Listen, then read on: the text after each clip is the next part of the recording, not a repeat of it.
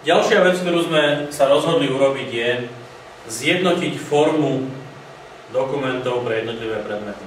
Sami iste viete, ako veľmi sa od seba líšia dokumenty rôznych predmetov.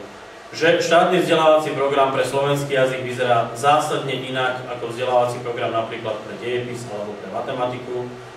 A sami iste viete, aké problémy vám toto spôsobovalo, pokiaľ ste sa na škole rozhodli spracovať dokument v jednej štruktúre, pokiaľ ste chceli spoločnými silami prísť na to, ako rozumieť jednotlivým pojmom, na základe ktorých a kategóriám, na základe ktorých bol vypracovaný štátny vzdelávací program.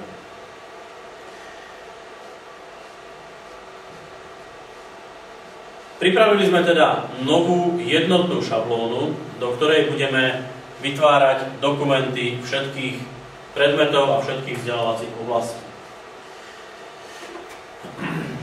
Šablónu vidíte v tejto chvíli na obrazovke. Bude tam doplnený názov predmetu, charakteristika, ktorá by nemala byť veľmi obsiahla. Predpokladáme, že by to mali byť dva odseky, ktoré vysvetlia celkové zameranie predmetu.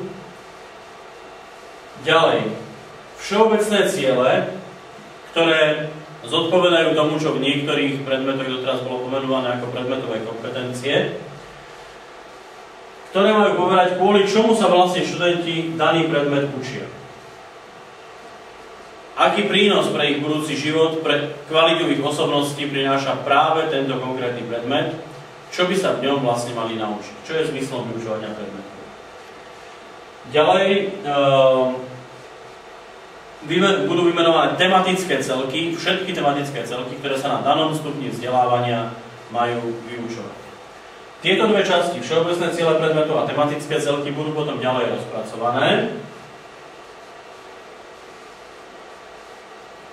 A to tak, že všeobecné ciele budú rozpracované do podoby výkonového štandardu. Jeden všeobecný cieľ bude rozpracovaný na konkrétne zručnosti a postoje, ktoré si má žiak osvojiť, a bude stanovený výkon na optimálnej a minimálnej úrovni pre všetky stupne vzdelávania. To znamená, minimálny výkon v tomto prípade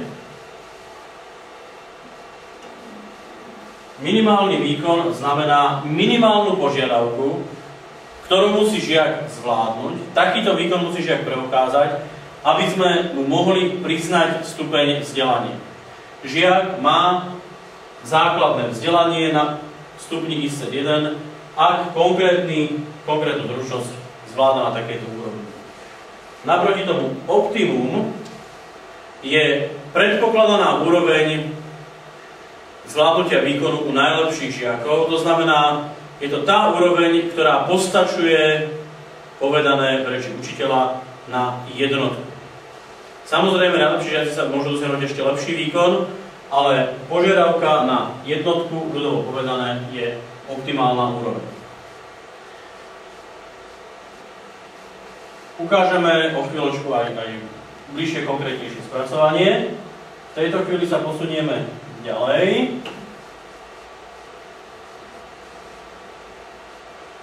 Pristúpime k obsahovému štandardu. Obsahový štandard vlastne tvorí učivo alebo tematické celky, ktoré sme boli zvyknutí doteraz z pedagogických dokumentov hľadať. Práve tu sa dozvieme, aký obsah predmetu má žiak zvládnuť na jednotlivých stupňoch vzdelávania. Ktoré fakty